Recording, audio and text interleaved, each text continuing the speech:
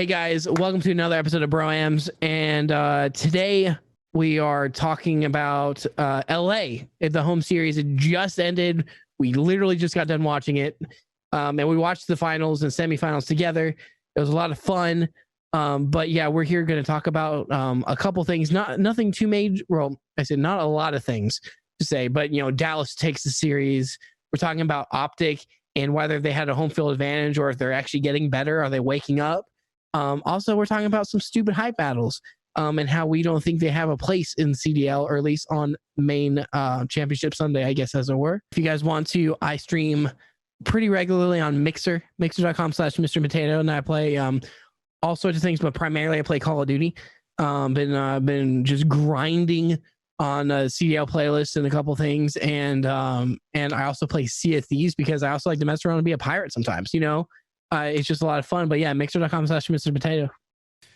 What's up, guys? Welcome back. We're fresh off of the LA home series where neither Optic or the Gorillas got to the end, but actually Dallas won the event, surprisingly, very surprisingly, with FaZe and Rocker being there. Dallas was definitely not a favorite to win it, I don't think. We knew it was a possibility, but we just didn't. Nobody picked Dallas to win this event. It's kind of no. A little up in the air, but I mean, I feel like they still played mediocre and won it. I don't feel like they dominated very much. Like when you think of FaZe winning the event and when Chicago won the London event, like they won it pretty easily. Like it looked like they deserved it, and I guess that's because both of the championships have been 3-0s, and this one went game 5. But yeah, Dallas just didn't look solid. It should not have been a game 5. It really shouldn't have. They should have won. Dallas choked the hard point on Hackney Yard for game 4. Illy choked the hard point. Huh? Illy choked the hard point. Yeah, Illy, yeah. So like it honestly should have gone to a game 5, but like I think we were watching with our friend Troll, and we were all in the VC together, and all of us were pulling for Rocker because I wear Dallas stuff in game. Yeah.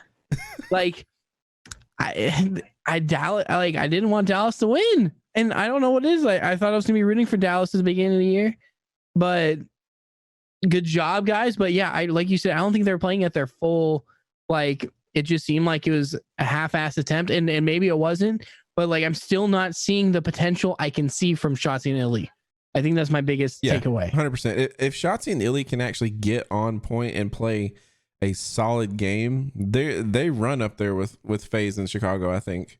Yeah. I mean, after seeing this where they can play semi decent and still win an event that had Rocker and FaZe in it, if they get on point, they definitely would be like the top 3 teams, top 4 teams, even including Rocker, I think would be like interchangeable all the way through. Like I mean FaZe still would have the slight upper hand on everybody, I think, but I think it would be like a toss-up whenever they all meet up in future events.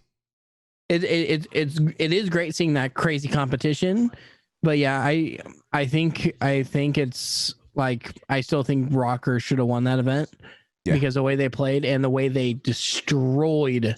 No, I won't say destroyed, but beat FaZe. Yeah. I don't think anybody. I mean, we did finally have FaZe fall. Yeah, like in watching the game, I was rooting for Rocker because I want to see that underdog story. Exactly. Yeah, I want to see the upset, but also it's like, what happened? And of course, those matches were super close, and Rocker gave it their all, and it was so exciting to see. But yeah, we're kind of shocked too. We're like, wait, Goliath fell, and we were not expecting it to be this early. Exactly. I figured it would at least be 3 more events before they fell.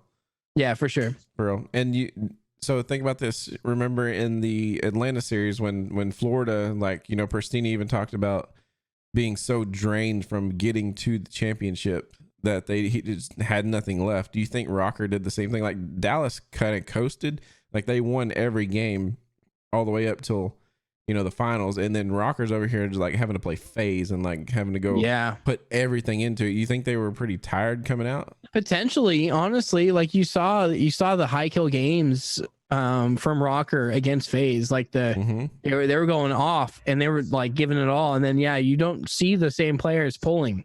Yeah, And a lot of people don't realize it. It's a mind game. Like your mind is especially for professionals who are thinking about so many more things at one time during the game. Like it's got to be taxing on your brain. And plus, Rocker had to play back to back. Oh yeah, that's right. Yeah, they literally had to come off stage playing against who'd they beat? FaZe. They beat FaZe. I'm thinking who did Dallas beat in the semis? They beat Optic. Yeah, which that's an easy win. Right. They coasted. And so like you had to come off of giving everything you had 5 maps against FaZe and then turn right around and play a championship. Well, of course, don't forget about the 30-minute hype battle. Yeah. Yeah, we'll touch on that in a second. But yeah, no, you're completely right. Going straight off of that and you're just tired, mentally drained and everything. Yeah, that's got to have some kind of effect on it too. It does. But still, we saw them take him to a game 5 and clutch up in those key moments and see a little bit of choke from Dallas. But another thing too, Dallas did do a really good stop in the beginning with their vetoes and everything. Because you guys said Gun Runner's their map. Yeah. Right. Yeah. So like for S&D. And so it's like, okay, if it gets to a game 5, they have that to lean on. So that was smart on their part to look forward. And I give them credit for that. But yeah, like I said, I really want to see Minnesota win. I've come to the point where now Minnesota is my number 2 team. And so yeah, sorry, Dallas. Bye. You think Rambo had a big part in this Dallas win, or do you think it's too soon? Like only 3 days in, he really couldn't make that much of an effect. Like what? It's like he gets in, they're traveling. Yeah, they're literally. It's like, hey guys, I'm the new coach. It's like, cool, get on the plane. Hey, here's your embroidered stuff. Like welcome. I can imagine like Rambo's getting on the plane and he's like, no, guys, we're all sitting right here together. We're gonna watch VODs all the way to Los Angeles.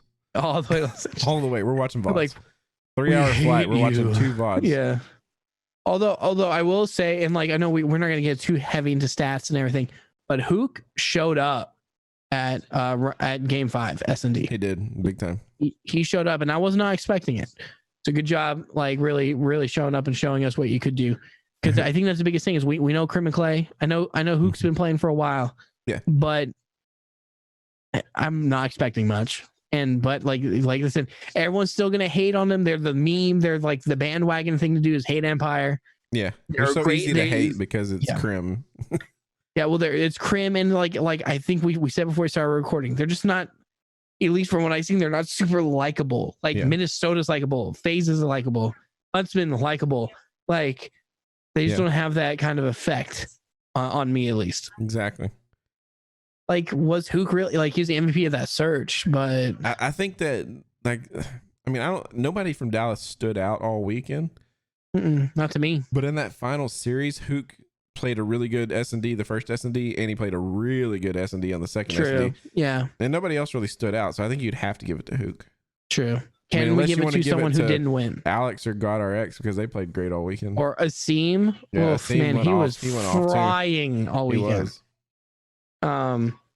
Yeah, it's just give it crazy. Just give the MVP to Rocker for dethroning FaZe. Yeah, no, exactly. Yeah, the whole team. Let's go. MVPs. Speaking of this whole LA home series, I'm not a big fan of it. I wasn't a big fan of it. Well, not a great homestand. I think I don't know if we touched about it on our last podcast. We talked about it, but like they're starting to give away tickets close to the event. Yeah. To college students. Like, like, are you guys a little desperate there? You need some bodies? Like, it's LA. How many people live there? And you can't. Many people, but most of them are homeless. Okay. That's a good point. Wait, 50%. Sorry, I come from the LA. I come from the LA area. I'm allowed to talk about it. Even if 50% of them are homeless, there's still 3 million that aren't. I know.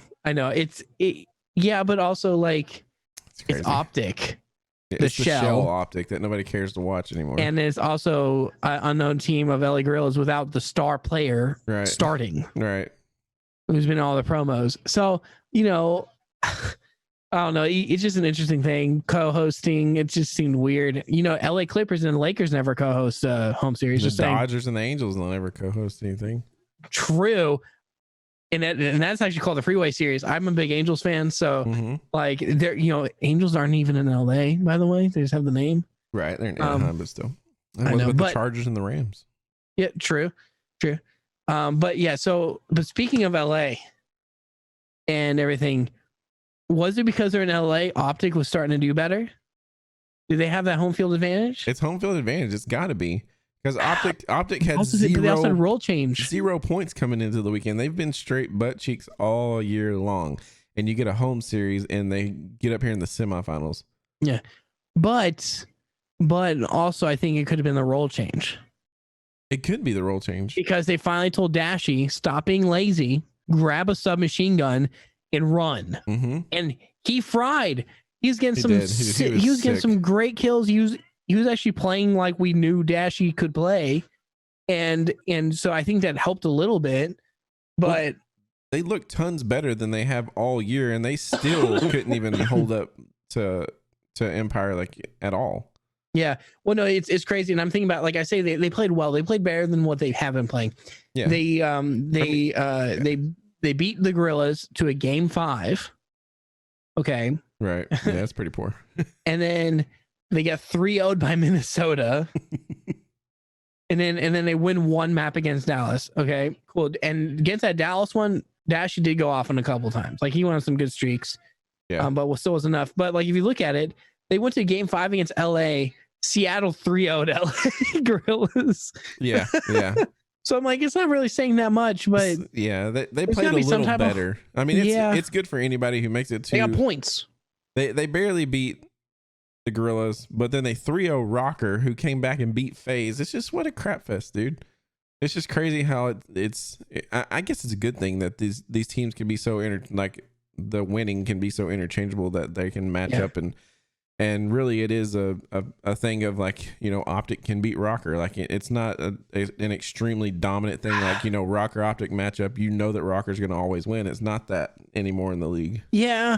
I think that could have been a fluke. And also I kept, thank you for fixing that. I accidentally said Minnesota 3-0 Optic. They did it. Optic 3-0 Rocker. Yeah. No, I knew what you meant. That's a fluke because no, there's no way that's actually happening. But in my just head. Like my point, you know, that anything can happen. You know, any team can win, except for the Gorillas. Yes. Well, is the Gorillas in New York exactly going to be the new like they're just the bottom? The trash can fight for the bottom of the trash can. Well, it's funny because I was like, oh yeah, it's a trash can bowl. You know, the trash can series. Like, yeah, I still think, like, I will say, coming out of the LA Gorillas, it was still cool seeing the AMs come up to the pros. Yeah. I'm all for that, seeing some new talent rise, and they played decently. All right. They were worse than Aches and Lacefield and whoever else it was. Saints. True. They were worse than them. So it's, you know, it is what it is. But yeah, it is cool seeing, I guess, the Shell get some points. Yeah. But like while they were playing, I'm like, I like some of the players. Cool. Kenny put on the bandana. They started playing better. Right. But but I like, even though I have the old school Optic jersey up, like I can't catch myself, just like my buddy Troll said, I can't catch myself cheering for them. No, not at all. Because of everything that happened. No, I can't.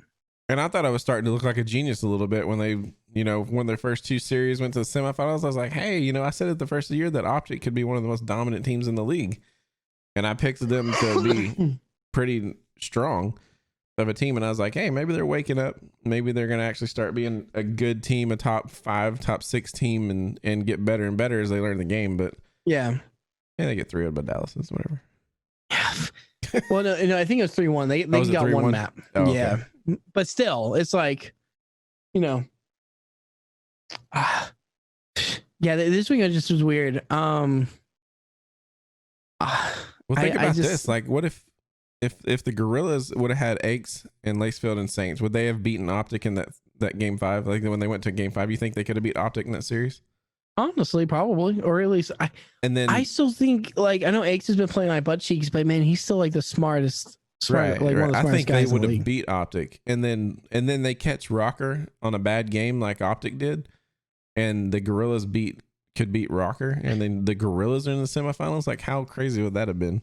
That would have been. I would have been more happy for them than I was for Optic. Yeah, that's true. It's very true. Yeah, like I said, the weekend wasn't the best. Like, okay, all the matches are great, but everything in between and all this other stuff, not great. Yeah. Speaking of hype battles, Oh my gosh. like I enjoyed some of it because like it was fun seeing the BM, I guess, but it was Yeah. like two, especially the guys that Michael B. Jordan and Miles went up Yeah. against the Gurley and King Bach or something like that. yeah, he's an actor comedian. I never heard of him. Me neither. Yeah. They had no idea what they're really No, doing. They barely knew what a controller was. And even Michael B. Jordan knew what was going on, but like for the most part, but then like of course you see Miles doing like he's just punching people, assassinating people. And so I'm like, but at that point, like it's not that entertaining. And it was dumb. But yeah, it takes up too much time. We're here to watch like the pros play. And so Colt, what do you think about that? Do you think we need to stop? They need to completely stop doing hype battles.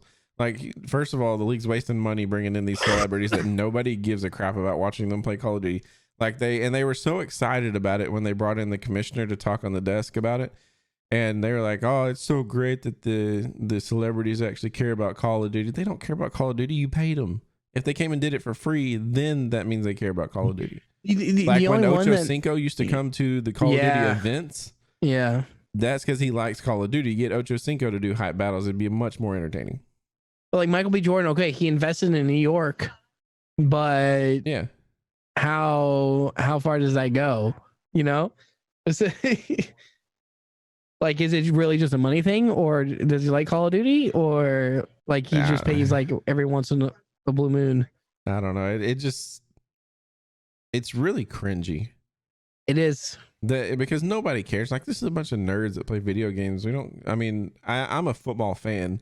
I love watching the NFL, but like, I mean, even having Todd Gurley up there, it's like, I don't care to watch him play Call of Duty. Like, go, like, make him run, put Miles out there and do like a football drill where Todd Gurley runs Miles over.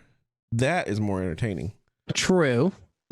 but yeah, you can tell like he didn't seem to really care. He's sitting there playing games in a dark room, like a dark area with his sunglasses on, and I'm like, I mean, he said he had fun, but I'm sure he's gonna have way more fun spending that money on a nice steak and some red wine tonight. Or depending on how much they paid him, man. I don't know, bro. Freaking go buy a new car or something, dude. Yeah, I got me a Lambo for showing up there yesterday. Activision's like, yeah, we can pay. They're still pulling viewers. Viewers drop in half when it goes to a hype battle. Nobody like they literally are killing it. Like, if you're gonna do hype battles, do it on Saturday before the first game. Exactly. Do the hype battle then, because nobody cares about it. And you went from 65,000 on the Rocker and Atlanta game, and it went down. Like, by the time we got to the championship, it was down to 40 something. Yeah, it's like, a significant chunk. Killing crap. Exactly. It's not worth it. I agree. All right, so the Gorillas. We've already touched a little bit on the new guys. Yeah. So we had Vivid, we had Spart, and we had Blast. They went 0-2 on the weekend. They really didn't make any kind of showing in my eyes. I mean, the only thing you could count it on is the Optic series, but they're playing Optic. Yeah, true. Still professionals and big name professionals, but they didn't beat them. They got 3-0'd by Surge. Yeah, they got 3-0'd by my boys. It was just a poor showing. I think that they need to go back and win more championships on challengers and bring back Aches.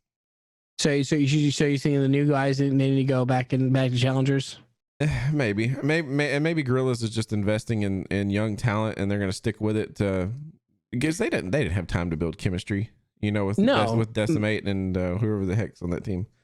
Aqua and Decimate. Aqua, yeah, they didn't have time to build any kind of chemistry at all. I think Blast was already on the bench, but I think they pulled Spartan Vivid in from challengers. How often did Blast actually get to sub in and play with that roster? No, I mean, they've had 2 weeks before. Well, they didn't play the last with one, him, but with Vivid and Aches, not Vivid and Spart. Yeah, they didn't get any. They pulled them in the same week. Yeah, they probably barely had any time to scrim. For 3 days and then had to travel. Maybe. Yeah. So I think It's possible. Maybe we shouldn't harp on him too bad. We should give him another event. I mean, I think Aches is enjoying his time off. So and I'm trying to give him benefit of the doubt. yeah, I want to see what they're gonna do with Aches. Like, but we have great players on LA everywhere. I mean, and like it's cool seeing the AMs come in and make their pro debut. Viv and Spart, I actually do like those guys. Like, yeah. Except for they brought that freaking reverse sweep on themselves. They got too cocky. You see, now it's in the meme all over the subreddit. He's like, choke. Yeah. And then they choked. Yeah, that was the bad part. Like your AMs, this is your first time on the pro scene. Be a little more humble. I understand Call of Duty is all about the trash talk about, but when you beat them and when you win your third map, then you can sit up there and talk about like that. Because it's not a choke. You're up 2-0. It's not a choke. You choked by letting them reverse sweep your butt. Oh, exactly. You were the big choke. Yeah. And so I just want to see what they do. I want to see what's going on with this roster because, like I said, it's cool having these young guns here, but also you have Aches, Saints, and Lacefield sitting on the bench. I know they didn't have a good opening part of the season, but I wouldn't have subbed out 3 members of your team, if anything. That's a lot. Like that's too much of a majority in my opinion. Of course, Decimate actually played pretty well. But like it's hard to have these AMs in for so long. Like I said, I love the AM players and I want to see more of them. But when you have those 3 on the bench, like they're about to get picked up from another team or something. Yeah, they've got to be. Somebody's got to want them. Yeah, I don't know. Everyone's like, H, you want to be our coach? New York's cycling through players like they're going out of style. I mean, Surge is fine. They don't need any of those players. I'm trying to think of the low Ultra. They could use it 1 or 2. Oh, but Ultra's not horrible. They just don't have that many points. Paris and London, neither one. They got good teams. They don't need any of those players. So just get rid of JCap. Aches will go on optic. No, he never run optic. He'd never wear that optic logo ever. Even though it's the shell, he'd never even wear that. Yeah. It's just it's interesting. I just want to know. I want to know what's going on in like the coach or the GM's head over in LA at Gorillas. Because like, what are you guys trying? And like, I still think like, I think a lot of the guys said it on hard points very well. I think it's like too early. It is. It's way too early. It was too early to sub like that hard. Yeah. That heavy. One player, like New York's done 1 player, Seattle did 1 player. That stuff, Florida had to have Farrell fill in, which played well.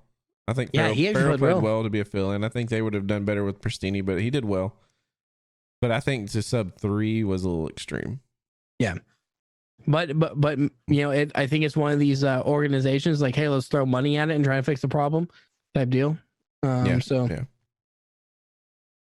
All right, guys. So that's going to be it for this episode. Thank you for watching. Thank you for coming back. If you're a recurring viewer, we're going to be putting out some more videos, some more podcasting this week. We've got 3 weeks until the Dallas series. So it's so boring. We need some drama to happen, Call of Duty. We need some stuff, some drama. We're going to be scrounging for topics to talk about here. So y'all stay tuned. There may be a brief shortage of episodes over the next couple of weeks unless some things happen, some roster mania happens or something like that. So just keep checking back. We'll be tweeting it out. If you follow us on Twitter, Mr. Matato, Colt 45. Hopefully you can keep up with us. Like and subscribe, hit the bell. The ding ding. Notifications are your best friends. Come on. You'll always know. You'll always know. All right. Well, like we said, thank y'all for watching. We'll see y'all later. All right, recording. All right, so welcome back, guys. We're fresh off of the Dallas. Never mind, we're not fresh off the Dallas. We're fresh off of the. Oh my god, we're fresh off. Wait, marker. Goes in the blooper reels. Okay. Exactly. Another marker. In that first.